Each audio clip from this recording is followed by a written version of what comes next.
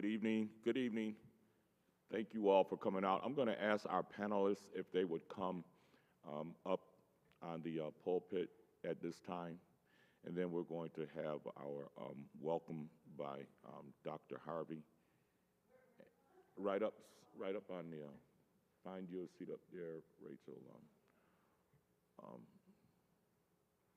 Pastor. Who else do we have on the panel?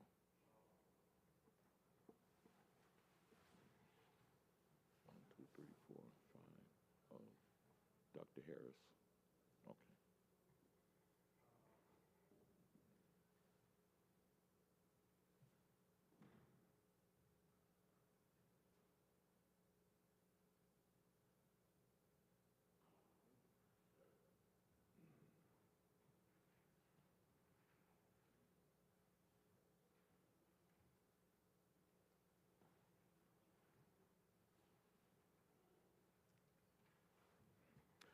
Let me say thank you to all of you who are here tonight caring about the city of Rochester and caring about the lives of the citizens of Rochester. I was listening to Dr. King on Monday, as many of us do, and he says, "We shall overcome." And on one of the services, they sang a song that says, "Down in my heart, I do believe that we shall overcome." We've come a long ways, got a long ways to go. And so it's small groups like this that keeps us marching toward the we shall overcome. I want to welcome the Faith Leaders Roundtable, the Pastors on Point, Faith Alliance, the Baptist Ministers Alliance, and all of the concerned citizens of Rochester who've come out tonight to participate in this town hall meeting. Just a few housekeeping, not rules, but information for us, for the panelists. They're asking that you turn your mics on, that you would turn your mics on. And I do want you to know, because everybody could not get here, it's being recorded and it's live. So if you happen to come to this mic, if you're standing and you come to this mic, we're asking that you look at that camera that way, and you will be facing directly. Don't try to see yourself on the cameras, but you are very much being seen if you look at that camera. Those of you who are on the stage, you can look directly in front of you. I think you know where the bathrooms are. You know that we at Mount Olivet, we welcome you because we care. We also want a better Rochester. We know the killing. As a matter of fact, I'm leaving shortly to go to the police accountability meeting, so I'm not walking out on you. I'm just going to another meeting because it's so much for us to do in our city. So God bless you. You are welcome. We appreciate you, Pastor Ben Cox, and all of you pastors and citizens for being here. And our doors are always open for us to have a better, safer community here in Rochester. So thank you very much. You're welcome.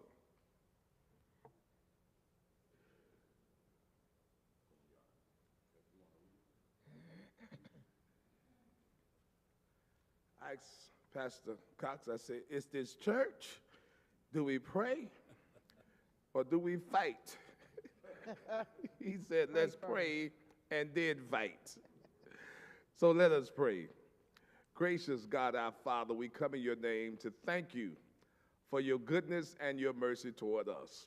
We thank you for all of these groups in our city who meet continuously for change, because we do believe that a change has come and a greater change will come. So thank you for bringing us together.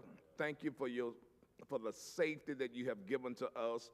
Thank you for the vision that you've given to us. And then thank you for the manifestation that's up the road for us. We just pray that you bring that road in closer to the now, God, because now is the time that we need you. Now is the time that we need safety. Now is the time that we need your security, your strength, and your power to lead these men and women the way you led Dr. Martin Luther King into change. You're still leading us into change. So thank you for what you're going to do for us tonight. In Jesus' name we pray. Amen. Thank you so much, Dr. Harvey, for your opening your doors to us and for allowing us to come in and have this discussion and have this time. And just by the fact that you all have showed up, that really says something about you and how you care about this community, and how you have been affected, and how you have, like a lot of us, have become a little frustrated with the gun violence. Right. And that is our purpose here tonight, to discuss and to visit and to inform the community, because eventually we want to try and have a piece of legislation that will invoke the dangerousness standard, to that we might be able to find a reduction or have get some kind of hold on our community, because we're starting to spiral out of control with this gun violence. And so I'm going to allow our panelists to introduce themselves, and then we will go forward from there. So we'll start with you, Pastor, and then we'll go around. Good afternoon, good evening. I'm Pastor Donald Stevens of the Helping Hand Missionary Baptist Church and president of the Baptist Ministers Alliance of the Greater Rochester area. Good afternoon, everybody. My name is Jason McGowan Jr., and I'm a member of the Rochester MBK.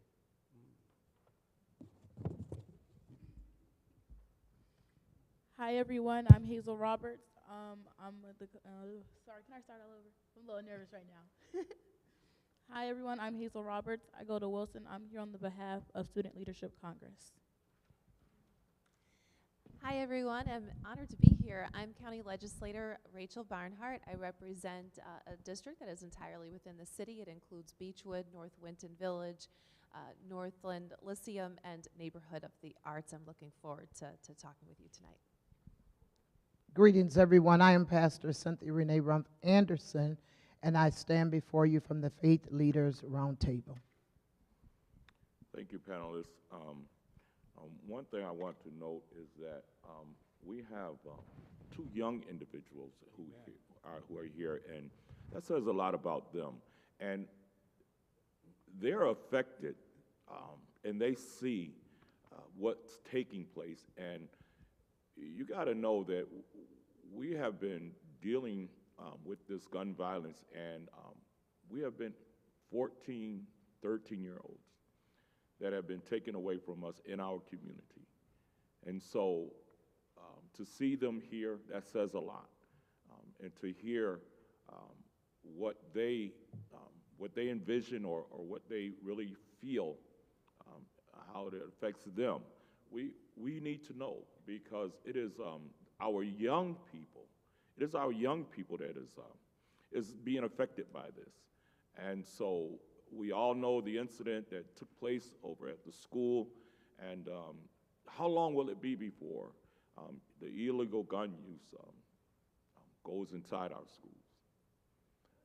We have to have some kind of legislation to whereas they will have some kind of and fear and know that there's consequences to carrying illegal gun. And let me just be clear, this really has not anything to do with bail reform.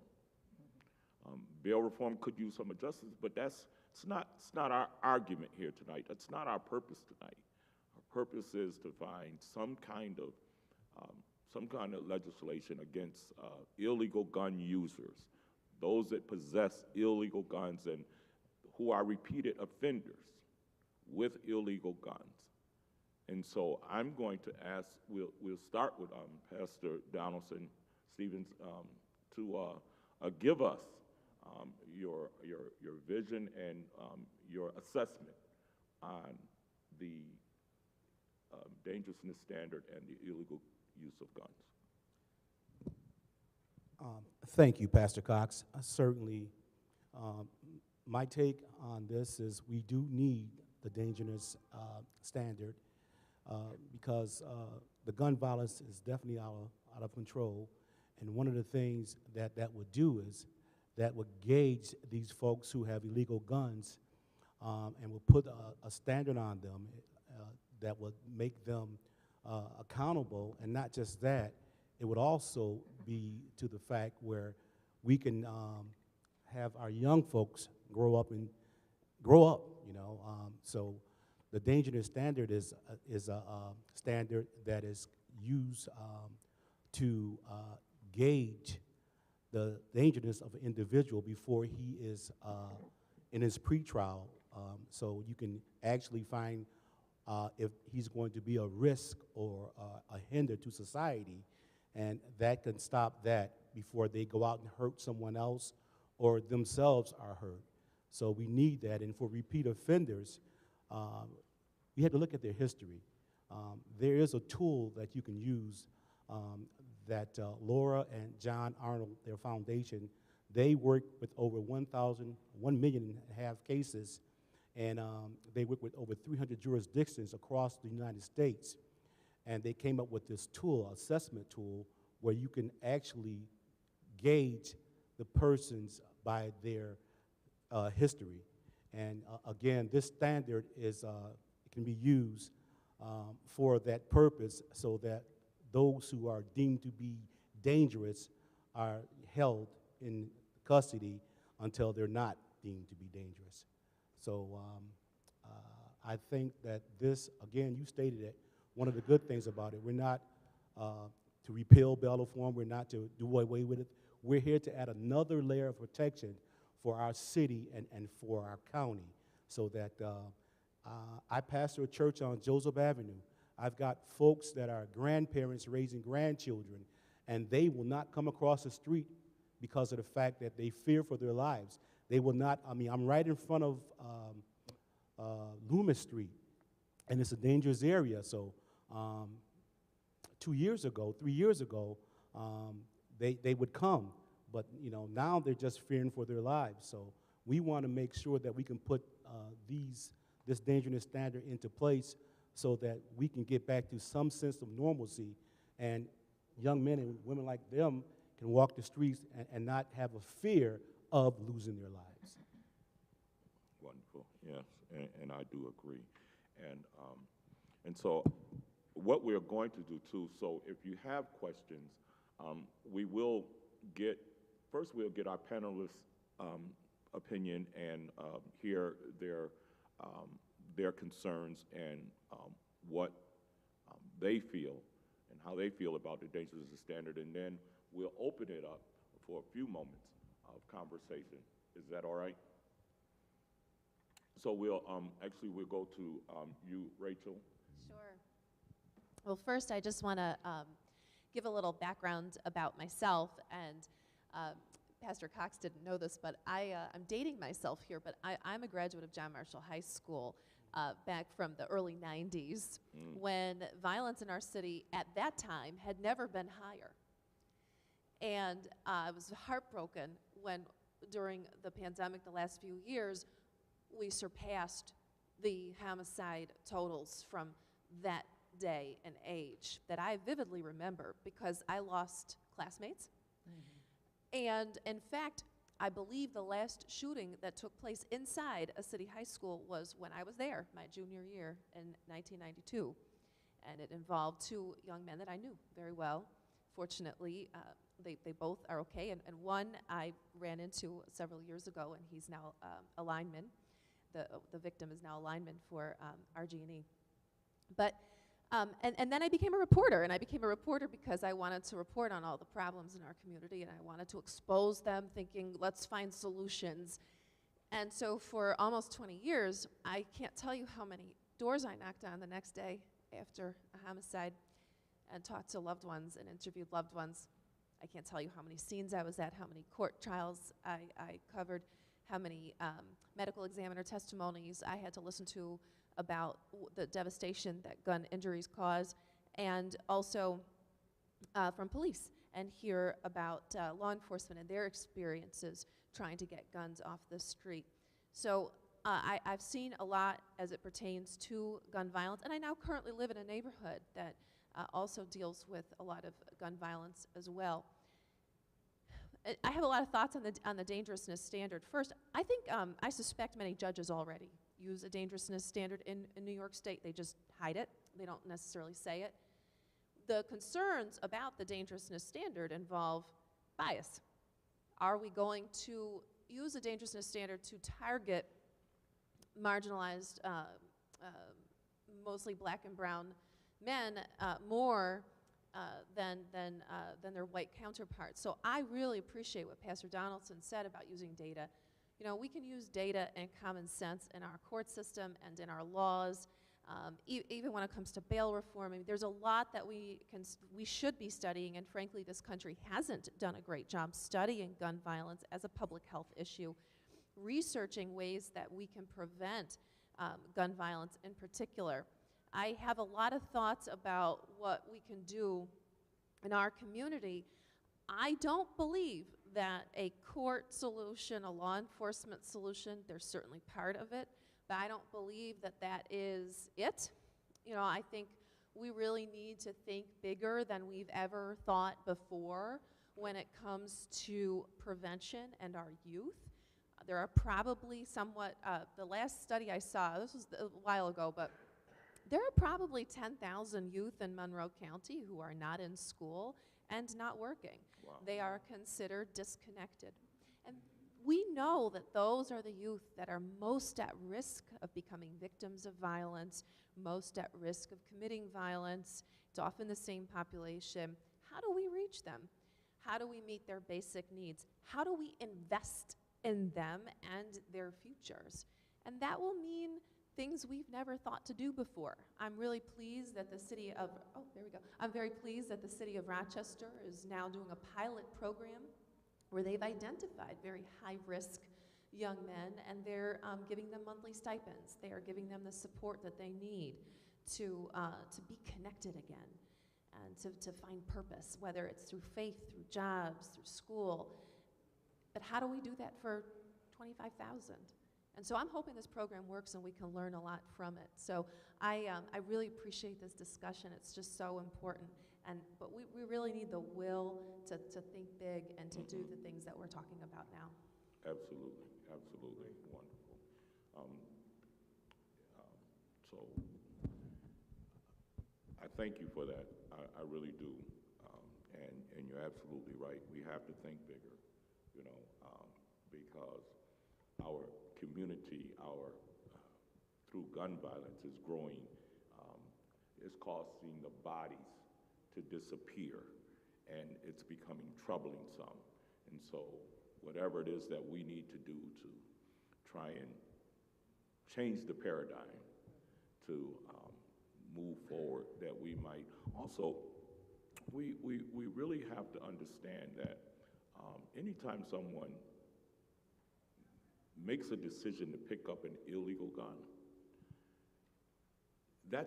they made that choice themselves. And then I think they don't fully understand the depth of carrying an illegal gun, because 9 times out of 10, you're not going to a water gun fight, right. And you're not thinking rationally.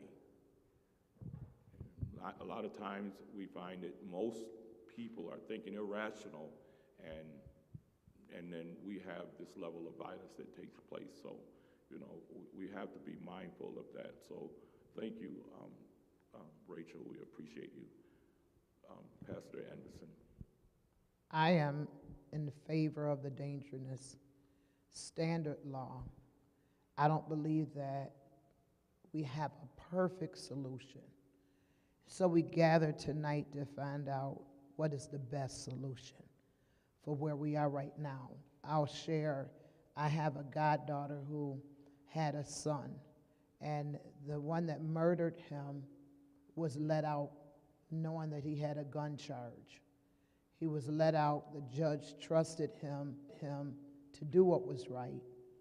He murdered Isaiah, and because they have to do due diligence for an investigation, they couldn't rush to arrest. In the meantime, he shot the 3-year-old. These things matter. Lives matter. It matters when it's white on black, and it matters when it's black on black.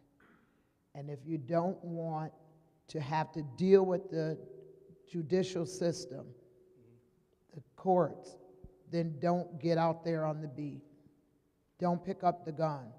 We have to have laws for repeat offenders. We have to have laws for the reckless. I am tired of being a Christian of faith, afraid that I'm going to get a phone call for one of my children that live in the city. We are forced at this time to have to find the best solution. And for right now, the dangerousness standard law is what we need to do. Thank you, Dr. Anderson. We appreciate that, and I can't agree with you more. Let's hear from our youth on what it is that they're looking for and what is it that they deal with on a daily basis through seeing gun violence.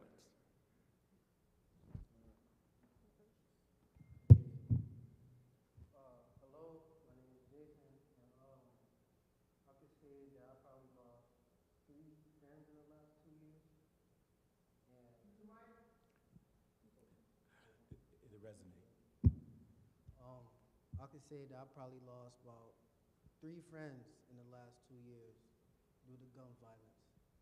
When I was 3 years old, I almost lost my uncle. He got shot like right here in his face. I was right there on the scene. And, you know, that kind of trauma, you can either use that to like further motivate yourself. Use trauma as motivation. You know, don't take it out on other people or try and go and kill anybody else, because you got to think about their future as well. And I think the biggest thing about gun violence is the peer pressure. Peer pressure is big, because one person will tell you, oh, you pull this trigger for me, oh, you do that, or if you don't do that, oh, you a punk. What you trying to impress them for? You probably not even going to be seeing them 20 years from now. It's not about the knowledge that you have in the streets, it's about the knowledge that you have in your mind. Use it. Thank you.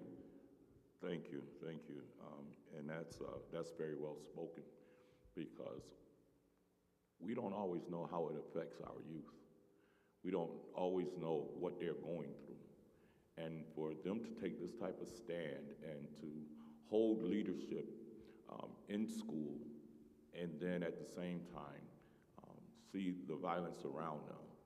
So we actually commend you for being able to speak out and express what it is that helps us have some kind of idea what our youth go through. So we'll hear from Hazel. Okay. Personally, I'm lucky enough I haven't had the experience to deal with gun violence, which I think is a good thing, but at the same time, it's bad. We need to I feel like youth court should be initiated so we have a fresh set of eyes on the situation. Bless your heart. Because adults, they think like, oh, Pastor has said a repeat offender. Yes, they're a repeat offender, but why? Where are they getting the guns? Where's the root problem? We need to figure out, not just like, hey, lock them up. That's not doing nothing but hurting them. It wants, you know what I mean? Mm-hmm. And I think we should bring back mentorships.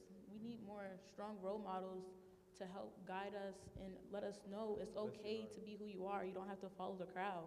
High school's only 4 years, middle school's 2. We have to break the cycle. Wow, wonderful. That's wonderful. It's wonderful. And you're absolutely right. I was talking with Kelly Briggs this past week, and actually, let me say this, I want to thank Moses for being here, and then we have Rose from Jeremy Cooney's office here with us. So, you know, we have, and you spoke about mentorship. You know, I was speaking with Kelly, and it's the same thing.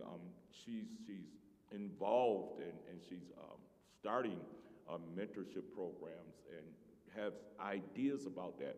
But we need, as a community, we need to get involved. Sometimes we don't always think that we are capable of mentoring, or we think it's not our thing, or we might not be listened to.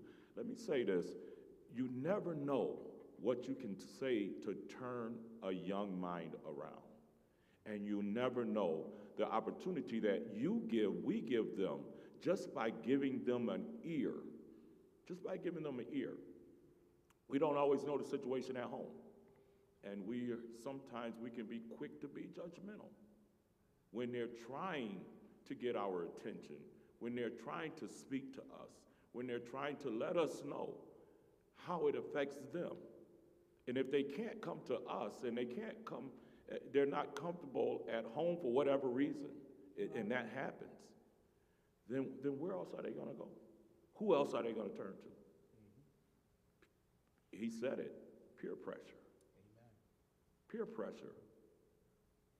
And all it takes is something that is dangled in front of you at a young age, and the next thing you know, you become a part of what we are trying to get some kind of resolve and find a way to get a hold of our youth and young men. And so thank you, Hazel, for that, because mentorship is very important. And so we need to find out how can we make ourselves available for that? How can we do that? And I think the other question is, what stops us from doing it? What stops us from doing it? And so, you know, at the end of our session here, you can always leave your information if you're interested. Kelly Briggs, she is phenomenal in the community with volunteering and with having all sorts of groups that are connecting with the community and interacting. So and the truth is that we have to catch our youth. We have to catch them before the street does. And so I'm going to ask if there's any questions or if there's any questions that you would like to ask anybody particular up here on the panel. So we're going to open it up for questions. I think Kelly has a mic.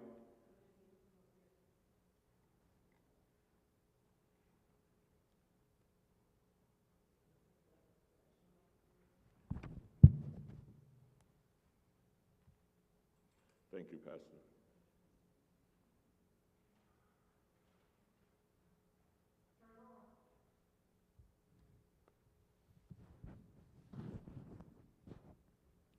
Is it on?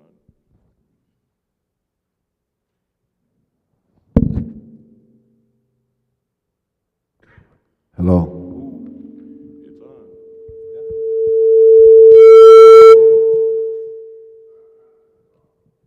I don't know why they did that.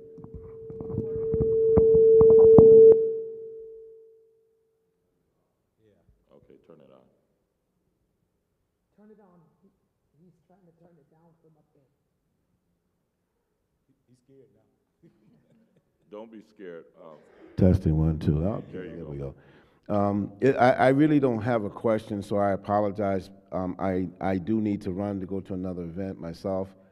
But there is a couple things I really think we should highlight. I want to thank the panelists for their information they're providing for us all. You know, I sit, listen, and I learn. I very much appreciate our youth voices and empowering them to be able to speak. So as adults, again, we need to sit, listen, and learn. One of the things I would like to say is to Pastor Cox is that, and to the adults in the audience, if we don't listen to them, somebody bad will, you know. And so that's how it starts. Yep. You know, when you sit and listen, you're able to create relationships. And so what we have a tendency to do as adults is we think, you know, we know more, we know better because we've lived long enough. But God has already instructed that, you know, the way that we will go will be through our young people, you know, by sitting and listening to them. You know, old man still dream dreams, but young people still have vision. And if you have a vision, you're pretty much awake. But if you have dreams, you're sleeping. I don't know if anybody got that. You know, so we need to be awakened to the voices, the young voices. I appreciate you guys. I'm always blessed to be in the presence of young people. But I think what becomes really important for us is really sitting and listening to them before they go off and talk to someone else and that person will listen to them. I think that becomes very dangerous. Statistics show that relationships are built on active listening. And statistics also show that a reason why a lot of people carry guns is because they have trauma, they have the fear of being hurt again. Many of our youth, because of the experience with the intersectionality of a lot of systems that have hurt them, have made a decision at a very, very, very early age, they will not be hurt again. And so our task as adults, and especially in law enforcement, is to be able to reach them and teach them alternatives to carrying guns. We can't just tell people stop carrying guns because the trauma of what they've been through is extreme. The mental health that they're dealing with, young people, is extreme. And so now you're seeing young people who are having their peers killed, and at the same time, we're telling them, you know, we're going to create safe places for you, and we really need to, you know, get off our tuffet and make that happen for our kids. So I'm sorry, I do have to run. I really want to spend a lot of time, but it's an honor to see my mentor, Pastor Stevens, and the rest of the staff, and the rest of the panelists. I appreciate you all. May God bless you. And, you know, we still got this. Thank you. Thank you. And I have to apologize. I have to apologize. Just 1 second, Kelly. We also have Dr. Johnny Harris here, who is one of the panelists, but he does have to, the reason why he's sitting out here is because he has an engagement that he has that he will leave from. But I do want to have him express and be able to give him a moment to share with us. I apologize, Dr. Harris. Forgive me, my glasses aren't clean. Good evening to everyone. It's pretty much been stated by the panelists, the nature of feelings when it comes to really what we need in regards to change. One particular aspect that I want to take is myself and Pastor Stevens, that we visit the Monroe County Jail every Friday. We go out on the floor, we talk with inmates. We deal with things in terms of perspective to really understand what brought them to this particular place. Of course, understanding that because of consequences, these things obviously have happened. As the young people said, the level of influence that is so very high in terms of where it's so easy to just get a gun at the corner store now. You know, you can go to a 7-Eleven and pretty much, you know, pick out one. And so these are the things that will help us to really prevent these particular matters from, of course, constantly occurring. And one of the things, of course, that we ask them is, how will things change when they get out? Some can see it, but some of them can't. And that's why we got to make sure that we have certain things in place. Thank you. Thank you, Dr. Harris. And we do have 2 other youth here that came, just wanted to highlight them, and they wanted to speak. Wonderful. My name is Maria. I go to SOTA, and I'm also part of the Student Leadership Congress. So my question is more to the adults on the panel. I know a lot of people fear the people who wield the guns and the people who are actually shooting them, but I was wondering if there's like a positive and effective way that you know of where other people can get into their minds and understand why they're doing this, especially for the youth that this is happening to, like what their mental state is, what their home life is, and what's happening to them to make them feel as if they need to act out on this violence that they have within themselves. That's a great question. Some of them come from good homes, but it is the influence outside of the home that cause the children to get with the wrong crowd, make the wrong decisions, and as you said, guns are everywhere. And so somebody can say, you know, hey, I'll initiate you into this gang if you do A, B, C, D. So it's not all the time what's going on in the home, because people are killing coming from rich homes. But we have, one of the things I would say is we need to be in the know of the programs, because as adults and as pastors, we need to be able to recommend these programs, but we're not always in the know of programs. I was glad to come here tonight and see the program about the horses.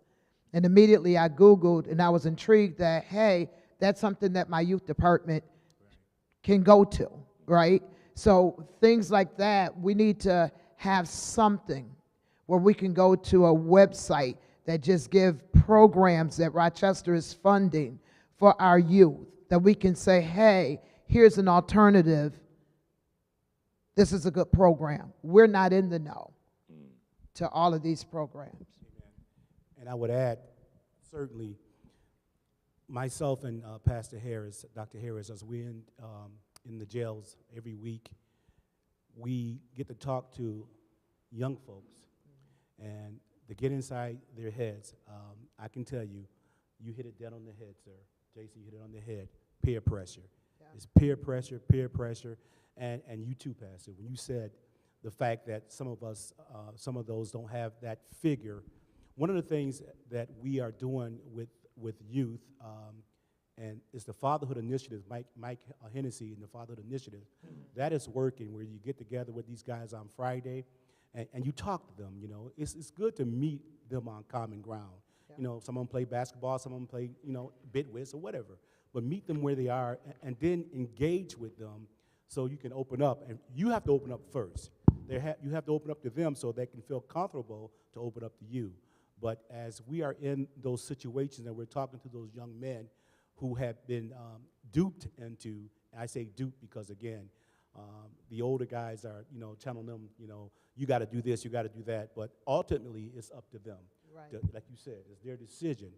But the fact of the matter is, when they make this decision, they have not determined their worth, their value to society, and that's one of the things that we are working with them, because you bring value to the society. You are asset to the society.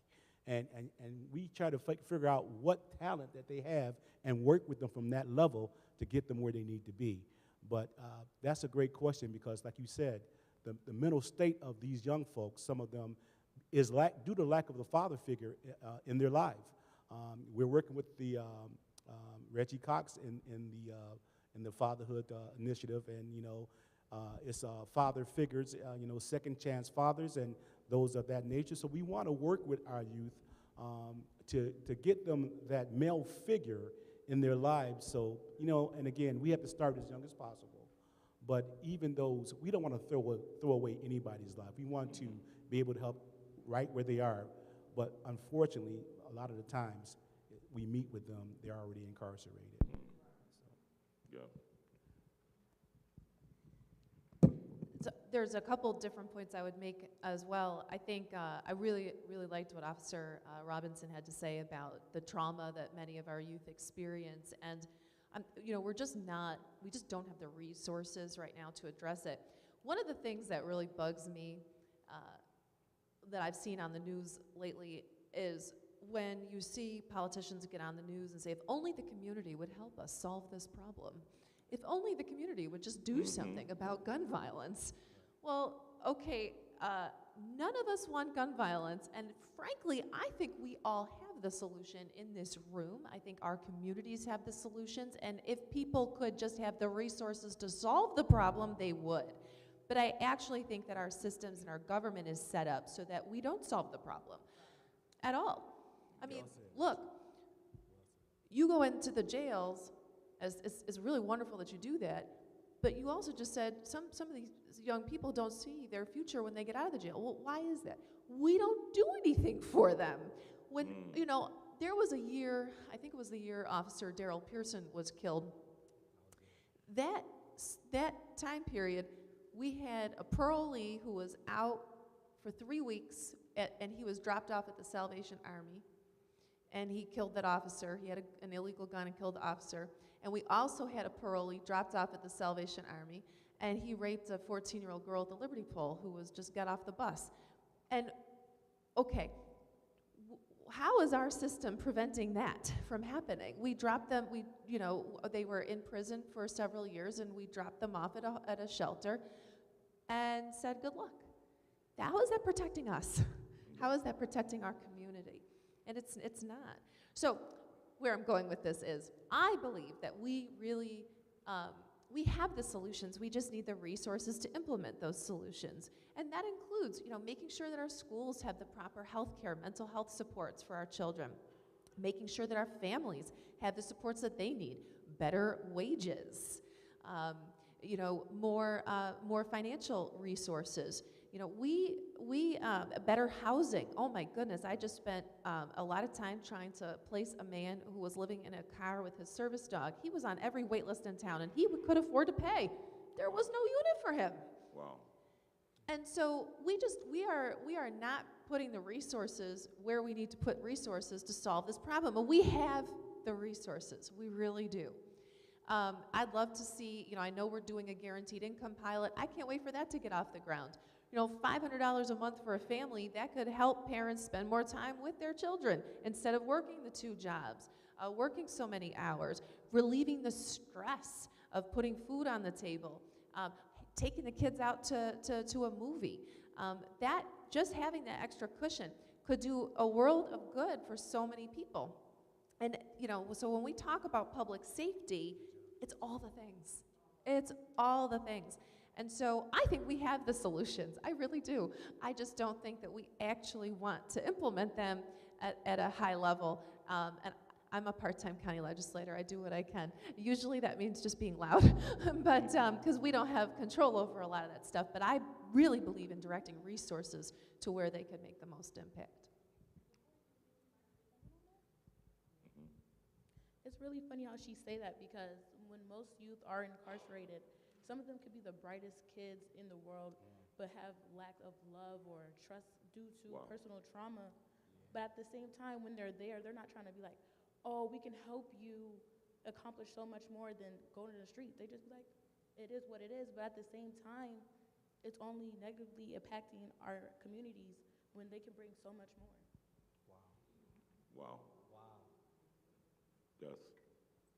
That's amazing, and you're absolutely right. And once again, it is a powerful thing to hear from our youth, and that's wonderful. We had a question or someone. You gonna turn it down a little bit? Okay, so. You're good. Yeah, just hold it away a little bit. There you go. Okay, sorry. Hello, everybody. My name is. I can't do this. My name is Jamila Edwards, and I am the founder of the Mission Hopeful Chance for helping our people elevate. Some friends and I, on this coming week, stood outside Franklin High School on MLK Day. You may have seen us on the news. I just want to tell you from an adult perspective, I'm not scared. I'm here for you, and that's why I'm here tonight. And there are a lot of adults who are not scared.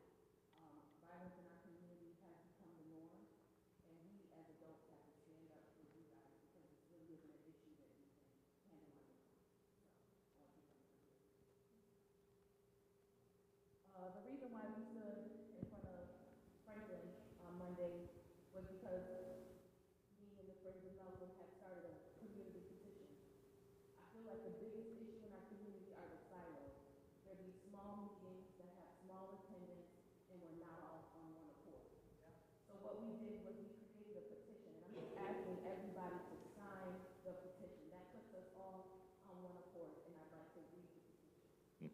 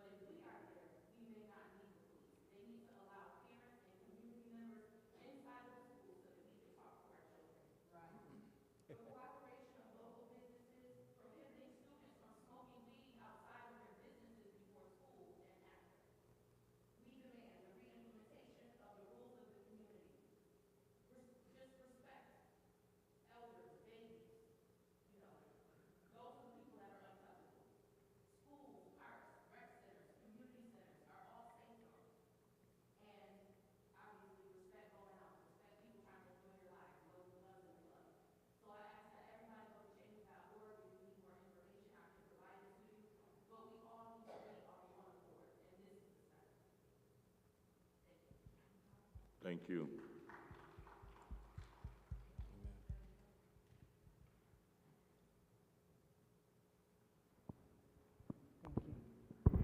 Good evening. It's a pleasure to be here this evening. My name is Ann Lewis, and I agree with everything that has been said. But one of the things that I strongly agree with is that we do indeed have the resources. However, we are bottlenecked with the same old people sitting in city government, sitting on the school board, who appear not to be able to make the best decisions for our city. So, as a result, our committee, we have a petition going around, and it's also on change.org. And the petition reads, "The residents of Rochester expect our local elected officials to provide goods and services that advocate for the public agenda. At this time, we the following are requesting that the Rochester City Charter be modified to include term limits for the office of Rochester Mayor, City Council, and School Board. Term limits can be defined as elected officials only being allowed to serve a limited or fixed duration in their elected office.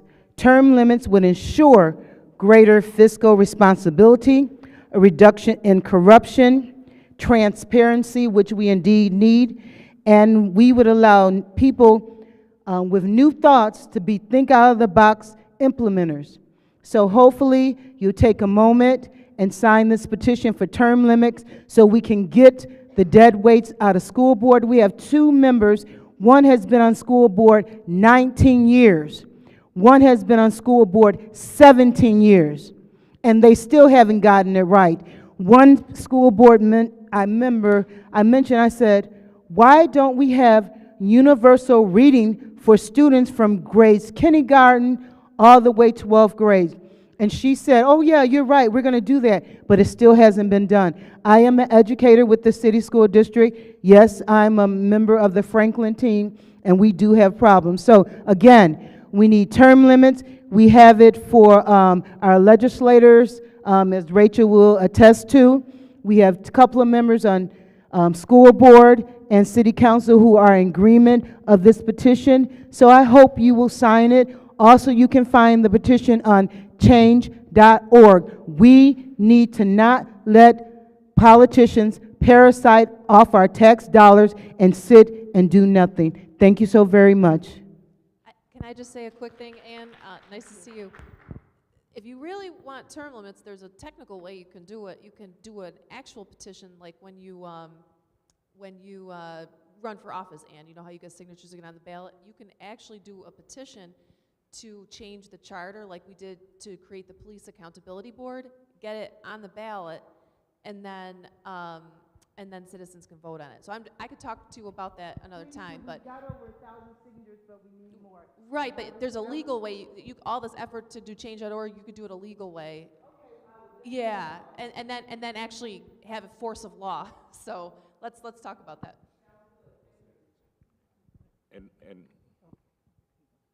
And that's wonderful.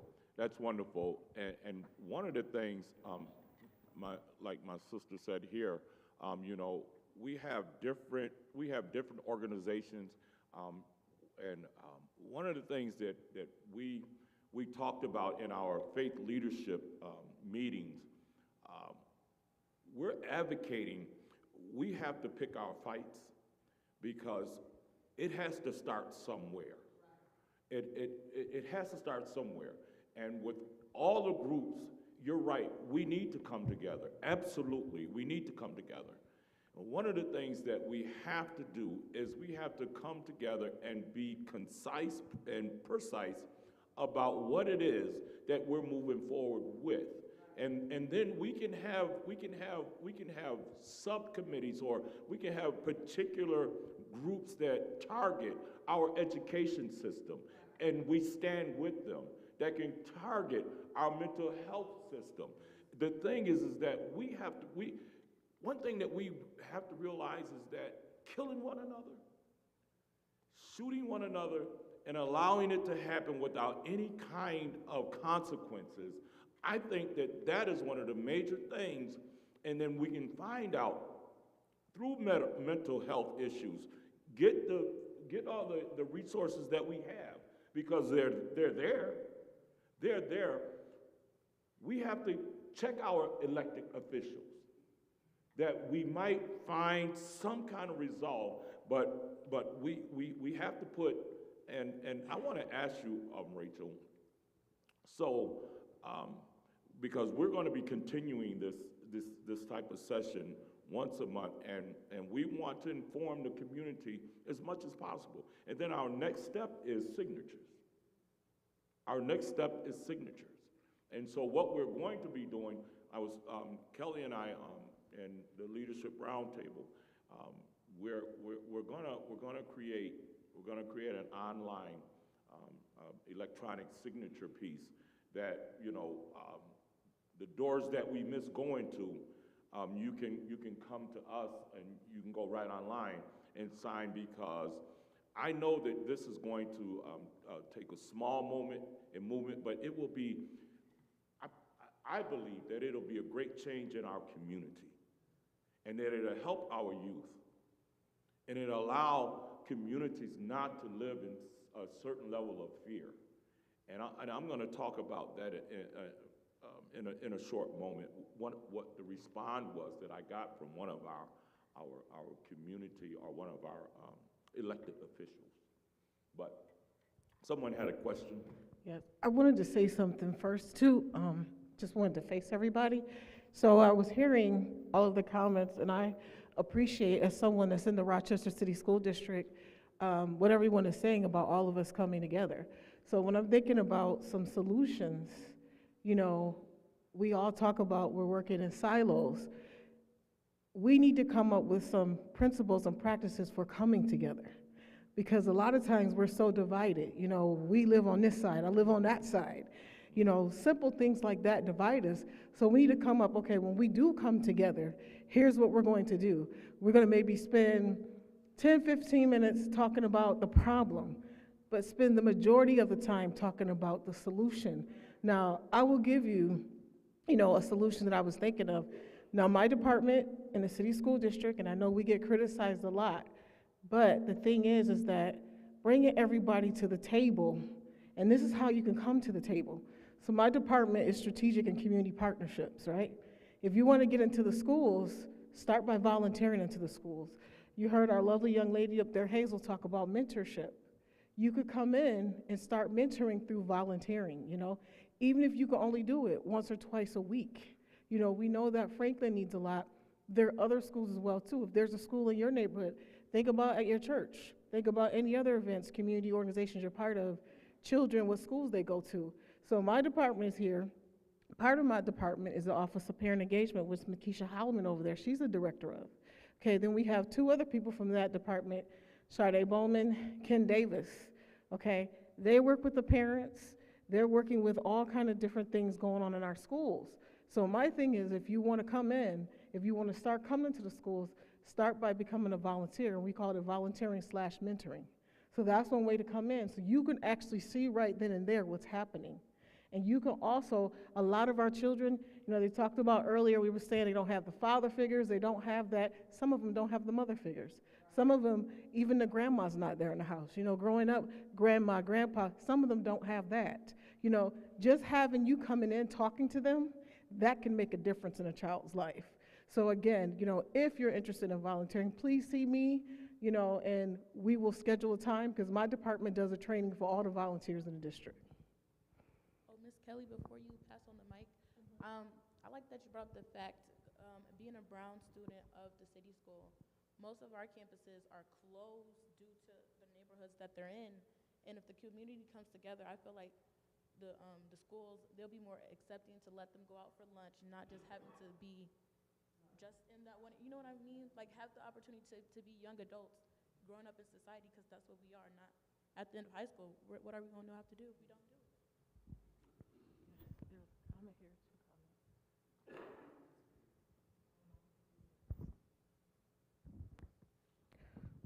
Hello, everyone. My name is Tony. I'm tired.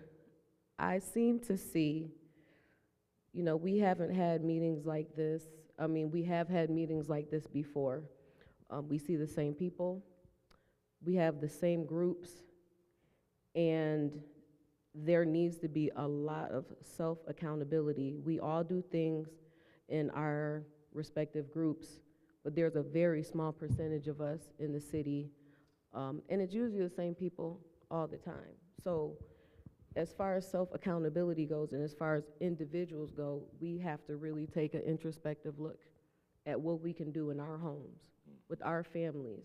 When we know Ray Ray or Junebug got a gun, you know what I'm saying? Not turning a blind eye to that, I don't know if going to the police is a thing because we have the no snitching and the loyalty factor, but these are the type of things we need to talk about when we know things are going on our street, when we know that there may be somebody selling drugs across the street. I'm a parent of a student at Franklin, and my son ended up missing the bus that day, and I Ubered him. So when I got that robocall, I was terrified because I needed info. Where's my child? What's going on? And I was very relieved to know that he didn't even know about the situation. But there's just so much residual trauma that we're also dealing with from slavery, from institutionalized racism. When we talk about mental health, that needs to come from a cultural standpoint, so we can talk to these kids and adults who aren't really adults. There's just big people with unresolved trauma, right? So we have all those things that people are dealing with that nobody's talking about, that in the Black community, we're just now, the last maybe 10 years, dealing with the mental health piece. That's been a stigma, that's been taboo to talk about. All these things are contributing factors, but, I don't think we can just rely on local government. We can't just rely on the church. I'm a believer, we pray. We advocate, we vote, we commune and we come together like we are right now, but there has to be more commitment as individuals, to this cause, because people are getting tired. I will speak for myself, there's burnout. We can't always be the same ones showing up, preaching to each other, per se, talking to each other, There's a lot of people that are involved. There are a lot of children that are involved. That young man, I don't know if anybody has more of the inside scoop as to what happened that day at Franklin, particularly, who was chasing him. Somebody said he was in a gang, he was involved. I don't know, so I can't speak to it. I don't know how his mother feels knowing that only by the grace of God, that young man didn't die that day. I saw that video, it terrified me. I don't know the backstory on that, but somebody needs to speak to him. Was it random?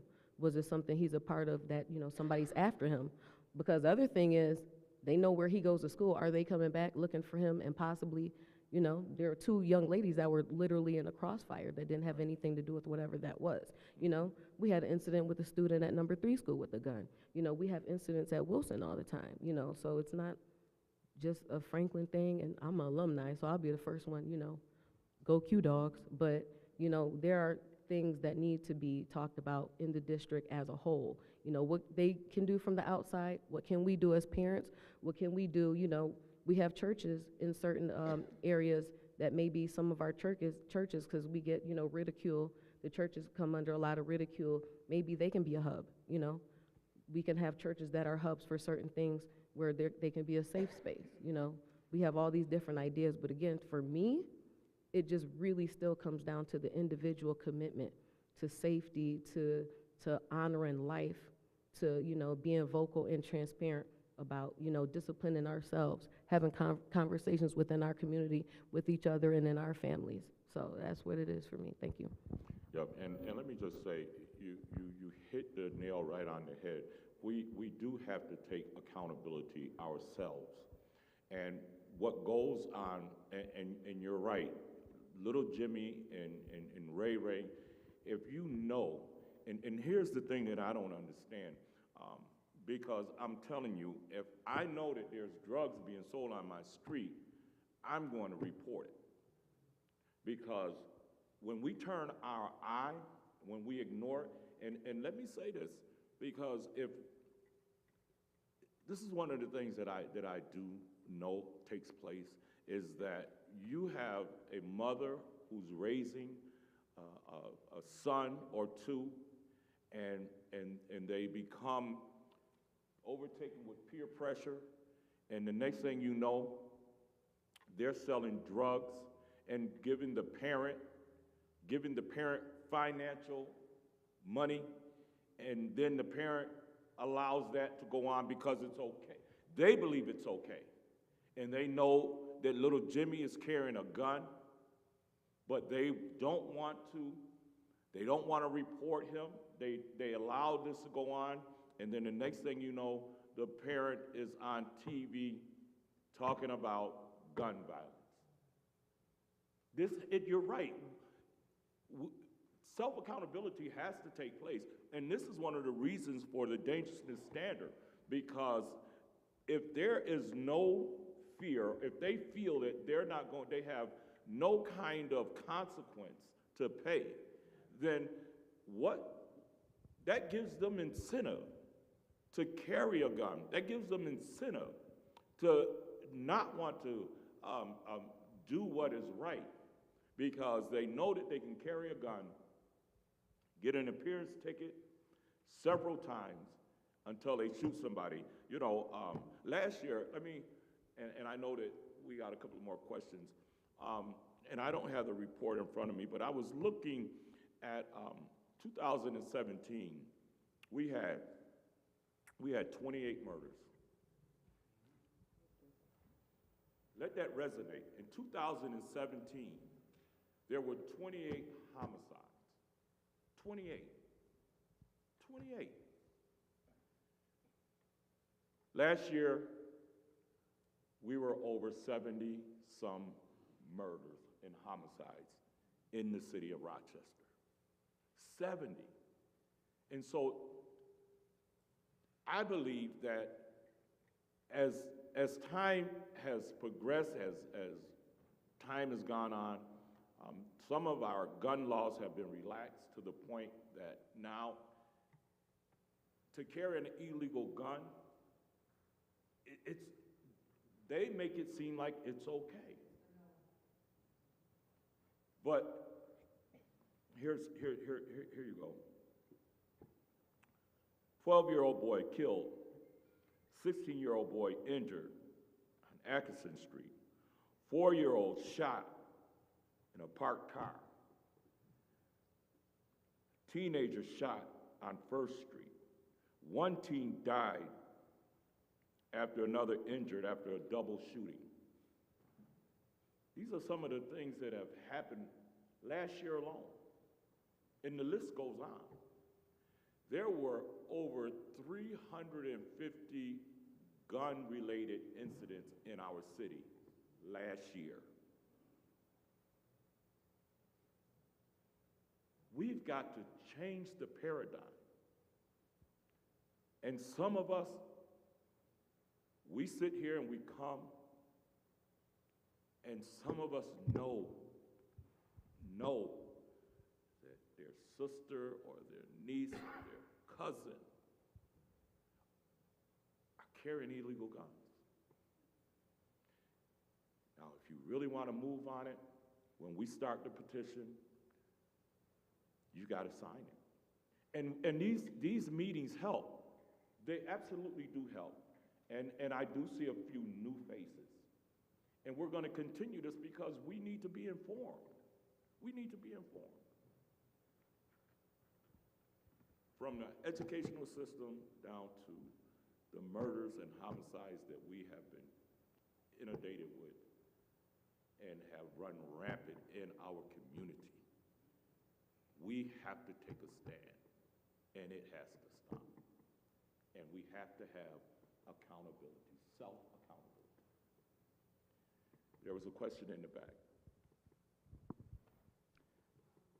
And we'll come back to you. I'll bring it back. He just goes, and I'll come back there. Okay. No, I'm going to come back there. He had first, and I'll bring Oh, I'm sorry. Hello, my name is Brian. I'm from East High School. I also work with SLC and whatnot. I know there was an incident back at the end of the school year where a gun was brought to the school because there was like a whole big fight.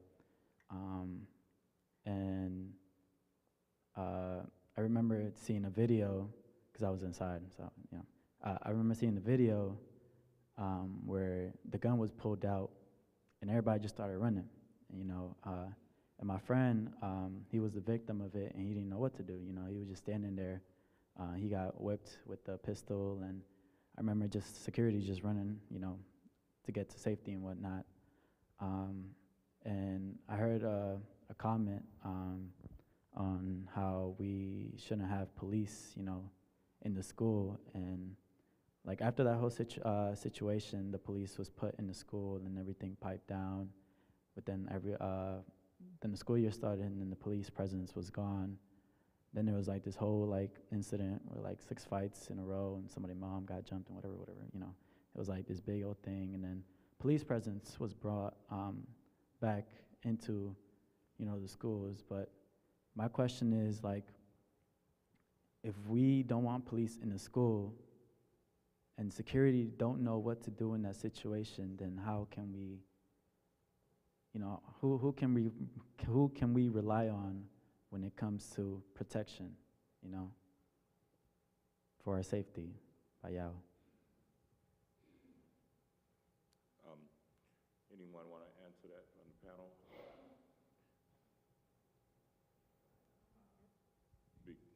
I agree with what you say. They were saying about the police presence and this, that, and the third. But I also feel like our professionals, our SSOs, not need to, but like more training on these particular situations. Since it is becoming the norm because of rap music, society, we need to be better prepared of what to do because you never know what can happen these days.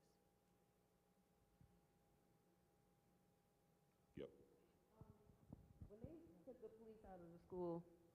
the police out of the school, my feeling was there should have been more assessment as to which schools had more violent incidents and which schools probably could pull out, you know, with the police and then do something gradual instead of they're here, now they're gone. You know, because it wasn't just the fact that there were officers present, there were officers that had built relationships with kids, like Officer Moses, you know.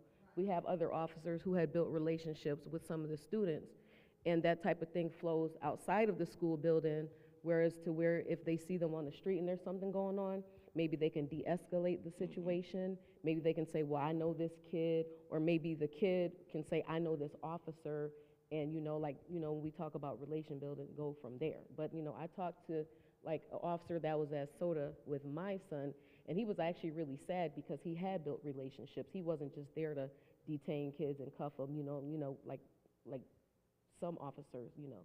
But he had actually built those relationships. So I think what would have made sense was for them to do an assessment and then see, you know, where the officers might be, you know, better served and where they're not needed, just my opinion. And I agree.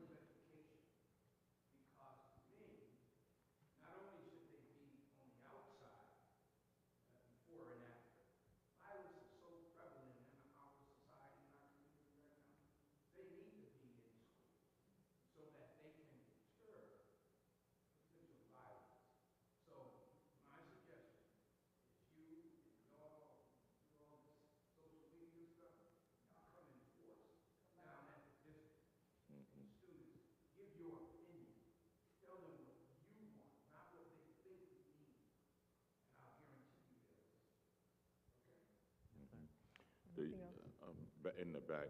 Yeah, I'm about to go to. Yeah. Sorry. Oh, I'm about to come back. Let me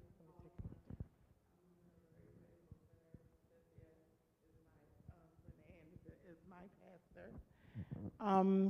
I want to say I've listened to everything that everybody has to say, and I agree wholeheartedly with all of you. But I feel as though the disciplinary action that is taken when someone does something, when an individual commits a crime or does something in our schools or in our community, plays a big part on what the next person is going to do because they're looking at it. If they're getting a slap on the hand because they took a gun in the school, it's not going to be nothing for the next person to take a gun in that school. I feel as though the disciplinary action that they have set up in schools and in the society as a whole plays a part on why the crime just keeps going on and on and on.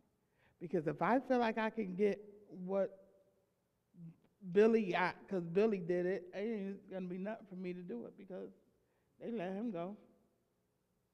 They patted him on the back of the hand and they let him go.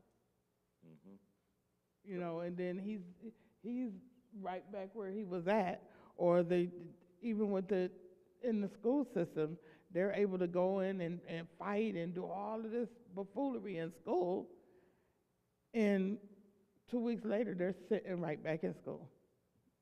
No kind of disciplinary action whatsoever that mattered. So what is that other student sitting over there looking at? They're looking at, oh, he cut up in school, he did all this, and he was only gone for a couple of weeks. So maybe I'm going to do it.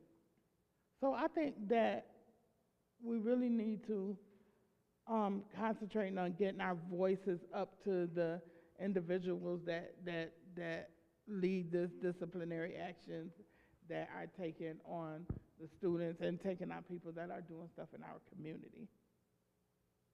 And if they hear it, maybe they'll change it. But right now, they're slapping people on the back of the hands for what they're doing, not knowing that they're hurting families. They're taking people's family members away.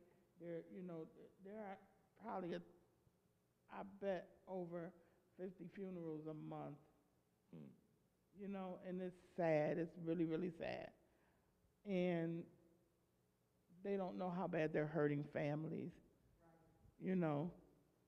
So I just wanted to say that I think the disciplinary action is a big thing that we need to try to get our voices to wherever it needs to be. I don't know where that is, but our voices need to be heard, and they're not being heard. Yep, and that people need to goes. step outside of their comfort zone to let their voices be heard on the things that they feel. It's good that you guys sit in this meeting.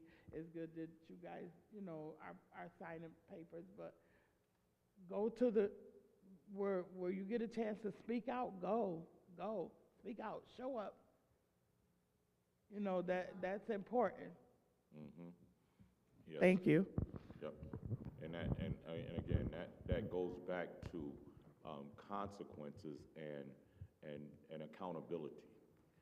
And that's what we're pushing for with the dangerousness standard. And let me just say this, when it comes to our district, one of the things that I know that they should not have done, and that was take prayer out of schools. I believe that if they had kept prayer in our schools, I do believe that would have helped. That would have helped with some of the trouble that they have in our district, in our schools today.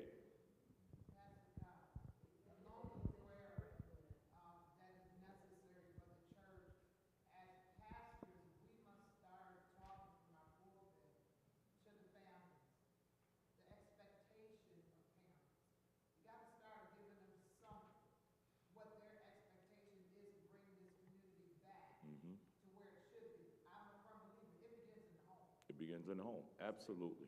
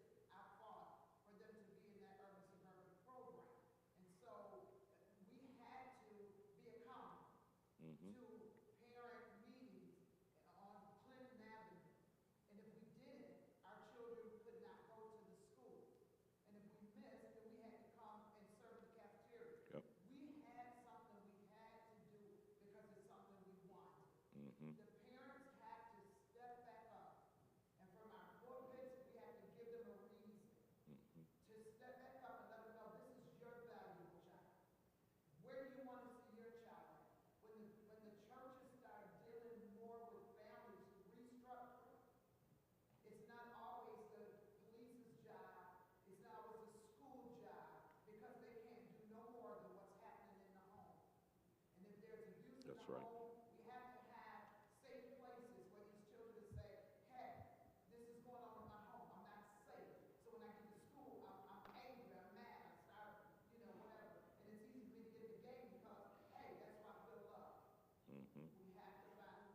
We have to find.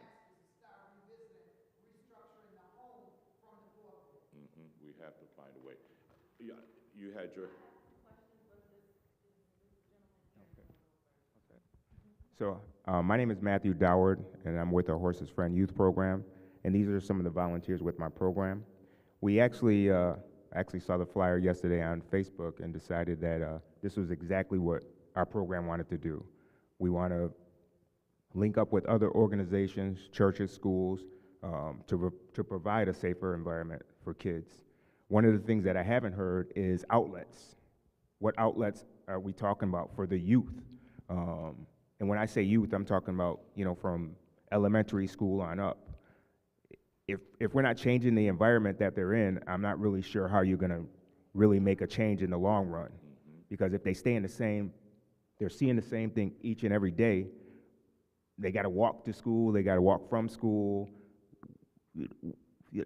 Who's actually helping to change that mindset? If I'm walking by a group of kids with guns all the time, that's still going to be in my head each and every day. Kids in the suburbs don't deal with that. That should resonate with everybody in this room, that they don't have to deal with that every day.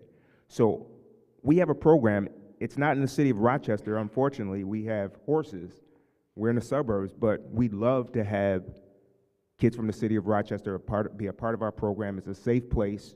When I was growing up, I remember people would put I think it was a house in their window because you knew that was a safe place you could run to if you were in trouble. I want our program to actually be that. Kids from the city get bussed out. It's 300 acres of property. The things that are happening in the city of Rochester aren't going to happen out there. They just aren't. Kids can change their mindset. They can relax, de-stress. That's another thing that I'm not hearing. How stressed out are the kids in the city of Rochester right now? When you got to deal with the same thing each and every day, see it on TV.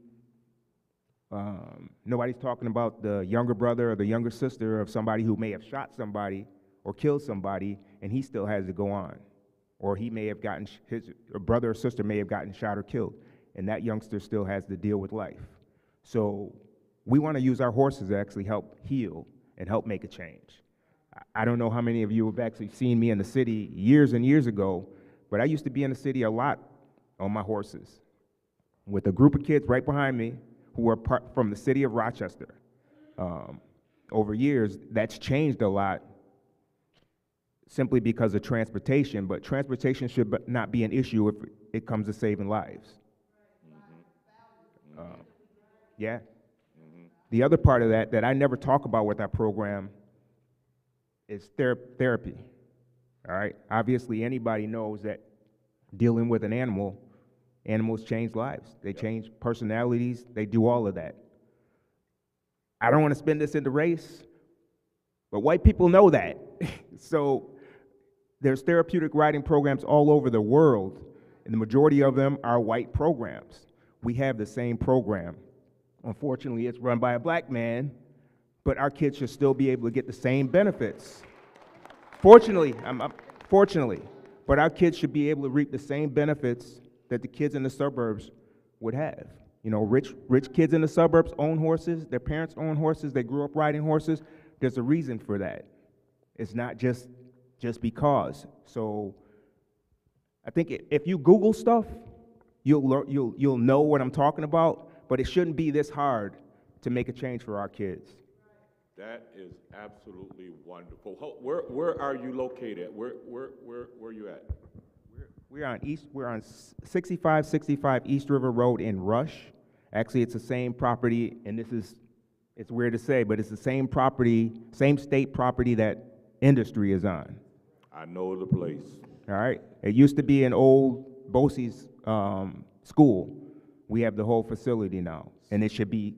So here's something that's really taking place, because that is wonderful, and you hit it right on the head, because our inner city kids, this needs to be something that should be put in motion and have, and I'm just thinking off the top of my head, have a time in the week when, and the school needs to adopt this, and even community leaders, because if we know, and I believe that horses are therapeutic for individuals that are not used to that kind of atmosphere. If you get them away from their surroundings, they're subject to talk more, they're subject to share more, and they're subject to want to see more in life. Do you know a lot of our youth that get involved with gun violence and gangs, do you know they rarely go outside of their radius, their block radius. They rarely go outside of that. I mean, it's rare for them. And I know I've got some friends that grew up in Rochester, and they've never been outside of Rochester. And that's what I tried when we were starting a mentoring program. This is what I tried to get 14-year-old young men. And by the way, a few of them are doing well now. But you got to think more than just down the street and across town. You can dream, and your dreams can come true. But accountability, self-accountability, because young people make the decision, but sometimes their decision is influenced by others, peer pressure. And so that is a wonderful, before you leave here, we need your information.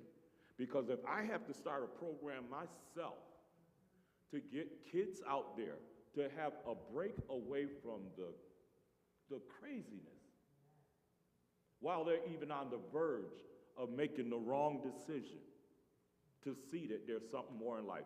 That's wonderful, and I commend you. I really do. Was there someone else? Yes. Okay, it's me again. I'm sorry. It's the cushiness on these seats. They starting to get on my nerves. It's too cushy. I have a question for you. In reference to the issue at Franklin, how did they handle that with the students? Like, how were the students addressed in regards to the trauma? He talked about East High School and the situation that happened at East High School. When these traumatic situations happen inside or around the school, how does the Rochester City School District address that? That's my first question. Thank you for asking that. So we do have different teams that come into schools, and they actually meet with the students. They have, excuse me, we have like a mobile support team. We have a rock restorative team. They're all part of our student support services department.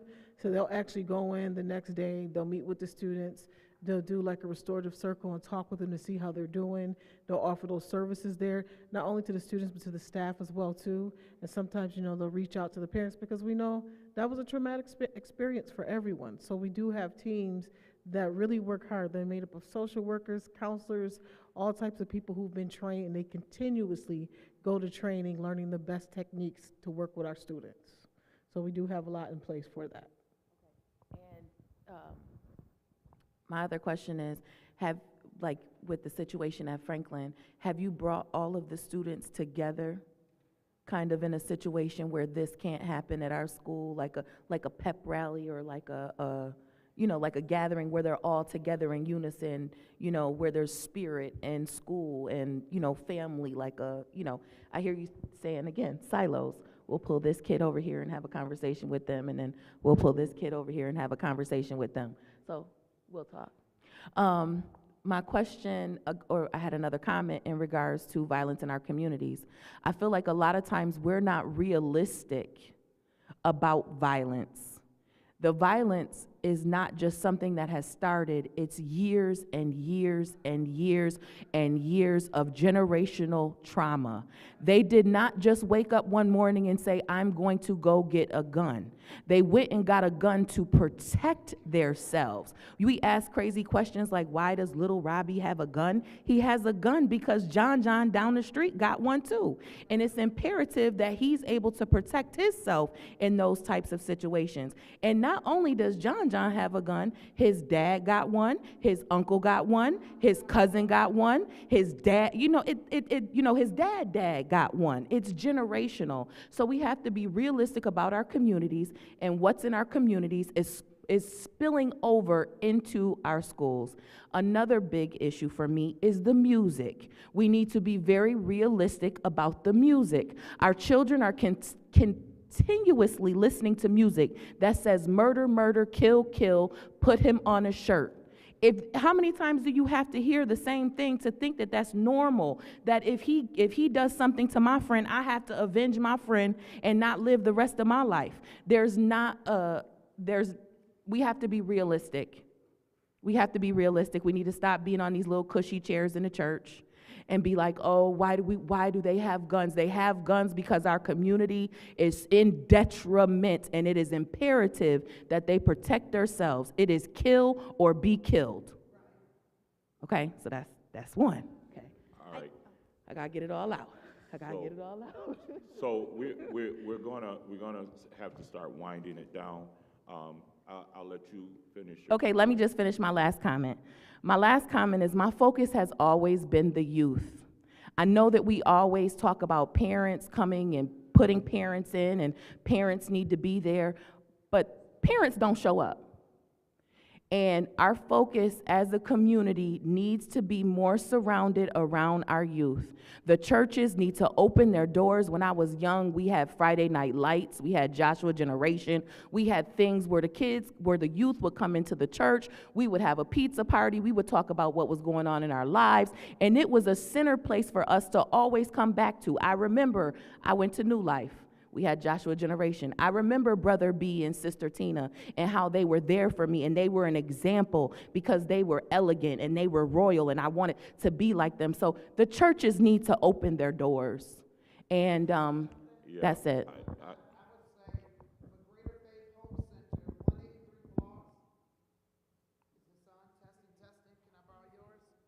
Because we always say about the church, right? Yep. And so I am going to highly defend the church because all through the pandemic, Greater Faith Hope Center was open for the youth. Right now, our youth leaders are not here because they are at 183 Bloss Street with the youth. On Friday night, just about every Friday night, they are at 183 Bloss Street with youth. They have pizza parties. They teach them the Bible. They take them out in the community. We are always surrounded. Nadine is back there from my church. Raise your hand. During the pandemic, we ran a every Saturday morning homework academy. So we are working, but you all have to plug in to the churches that are working. You have to use them as resources. We don't have government money or city money. We use our own money, our own resources. But Greater Faith Hope Center is a community-based church who works with our youth. When you say mentors, we are available. Let them in the school know we are available. Christmas time, I handed another pastor a check that bought for one whole grade. All of the children got Christmas gifts. The church is making impact. I can't speak for every church, but I can speak for Greater Faith Hope Center. We are a small church, but we do big things in this community. Amen. And certainly, I,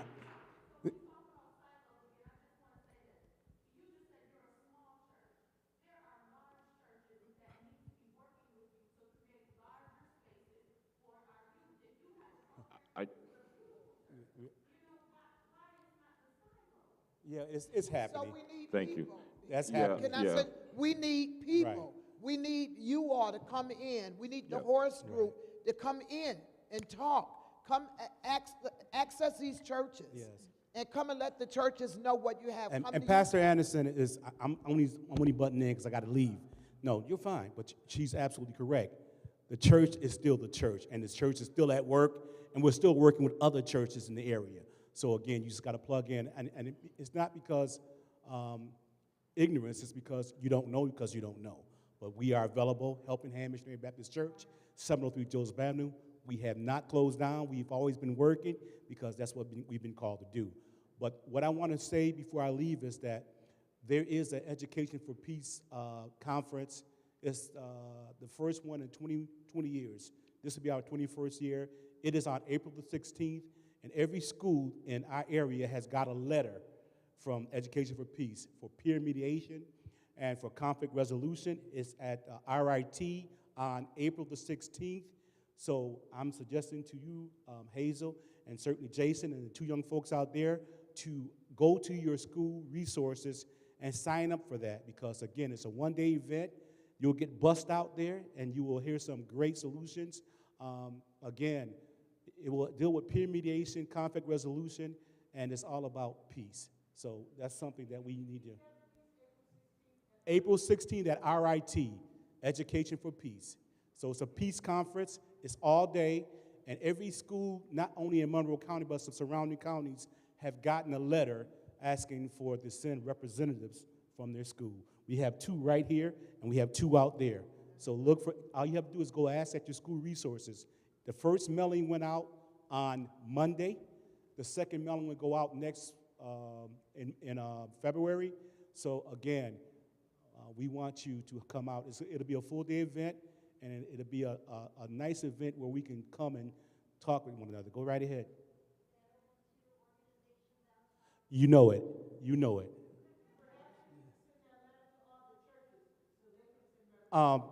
You know what? We can do that. But again, and I'm the co-president, so it's okay.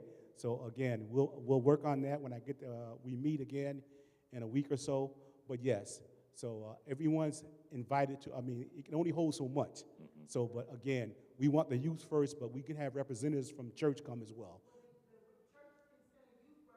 I agree. And again, that church can cover the school as well, because, thank you. So you have my contact information. Pastor has it. Pastor has it. You will have it. God bless you. I had to get out of here because I was slated to be someplace at 8 o'clock. We're winding down. We're going to wind down. We'll go to you, and then Rachel, and then we're going to dismiss. That's okay, Pastor. Say that again now. Okay, yes.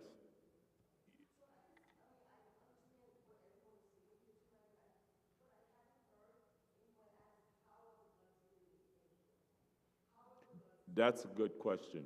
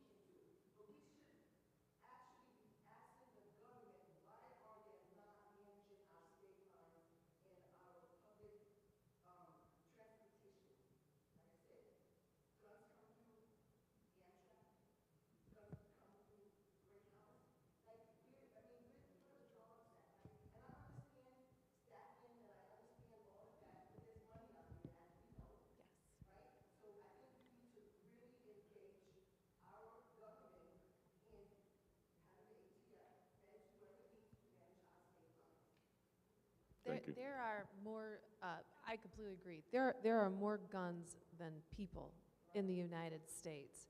And I don't want to sound hopeless about this, but I think there are things that we can do, even outside of law enforcement. For one thing that's very little known about the Rochester area that makes us a little different than some other places in New York State is a lot of our crime guns originate here in our community. And what that means is they were legal guns. They were taken from people's houses, from people's cars, from people who sell them on the street for drugs. And it's a very serious problem that we don't talk about because to me, if you leave your gun unsecured under your seat in your car, you are part of the problem in our community. Yep. And it is just a huge problem. And before we close, I just wanted to sort of challenge all of us. A lot of the things that we've heard tonight are from what I call a scarcity mindset. We have been trained to think that we have to compete for resources and fight for things that we deserve. And I challenge us to go think about our solutions to problems from an abundance mindset, from a mindset that we deserve all the things to solve our problems, and that we have the solutions right here in our communities. We are resourceful, we are resilient, we know what we need, and we need to just go ask for it. And instead of looking at our community for its deficits, we need to demand that people look at our community for our strengths and look at our people for their strengths and invest in people for their potential and who they are and what they can accomplish. Because we have been trained to think that we don't deserve better, and that's why we are mired in the status quo and the generational trauma that you referred to. We can do so much better, but we have to turn off that thinking. We have to turn off that deficit thinking, turn it into strength thinking, turn it into abundance. So that's my challenge to all of us.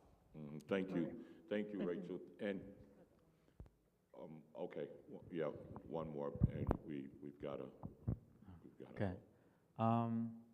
Well, first, I want to start off by saying, because I agree with this lady in the back, that, it's not, I agree on the peer pressure and whatnot, but we also got to, take it in accountability that,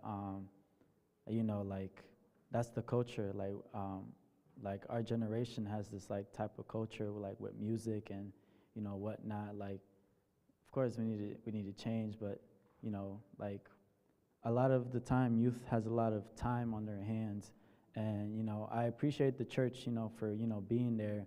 But at the same time, I want, people, we need more opportunities in school and whatnot. Because I come from East High School, so we have a lot of CTE programs. We have culinary, we have weight training, optics, and whatnot. And we also have sports.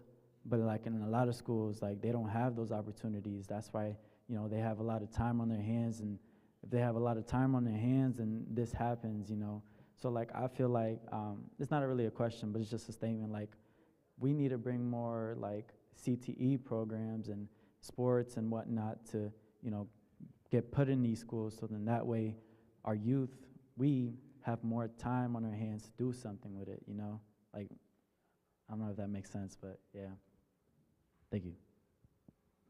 Thank you. Thank you. And yes, the young voice, our youth, that's the voice that we need to listen to. That's the voice that's going to make a change. And I think that every young individual deserves more. As you said, Rachel, more. And we need to be able to have access to the abundance of what we need. And we have to go for it. And let me just say this. The church has always been there. The church has never left. The church is on Lyle Avenue handing out food, clothes. The church is on Hudson Avenue, praying, assisting, and feeding.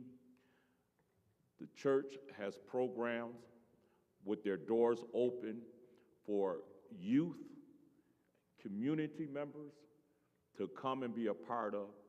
The church is there. And I think it's unfair to say that the church is not.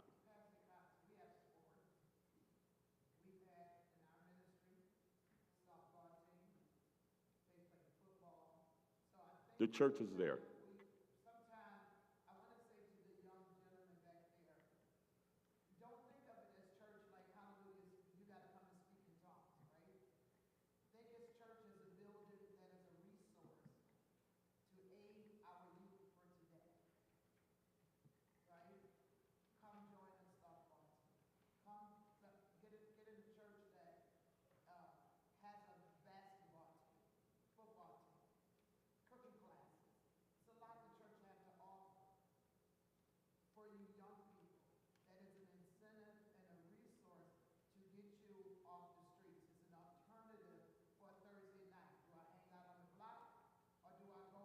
Mm-hmm.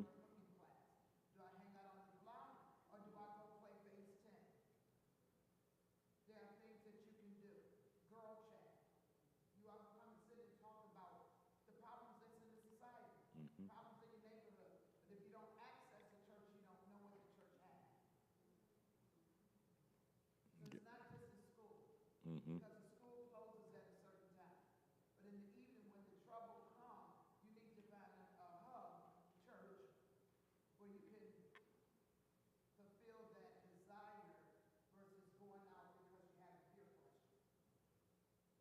Yep. Thank you, Pastor Anderson. And I want to thank each and every one of you all for coming out and showing your concern and showing your interest in the dangerousness standard. And I want you to keep that in mind, that that's what we're after. And we also, we also want our schools to become, to do better in our school system. And so we know that needs to be redone, and we know that our communities need so much more than they have. But we also know that just because he has a gun does not mean I need to get one. And that's something that I believe that we have to change that paradigm. Because if somebody's after me with a gun, I'm going to tell. I'm going to tell. Because what are my chances of not telling, as opposed to telling and find out where that gun came from and where they might find more. So this has been a very good informative meeting. It's a very good conversation, and I want to thank all the panelists for coming out, and I want to thank each and every one of you for coming out. And we will have one of these a month, and bring someone, inform someone, and get to know what the dangerousness standard is. And once again, let me be clear, this has nothing to do with bail reform. We're not taking away from bail reform. Bail reform does need some improvement, but this is against illegal gun use. So, Kelly, you wanted to say something?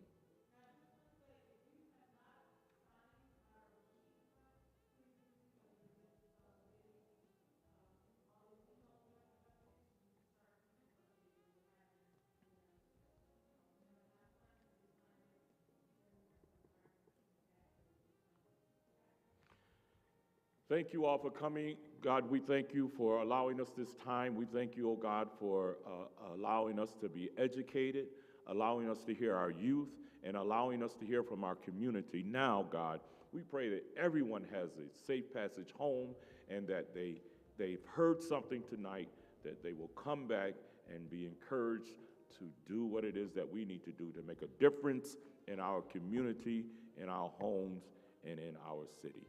Thank you, Lord. In the name of Jesus, we pray.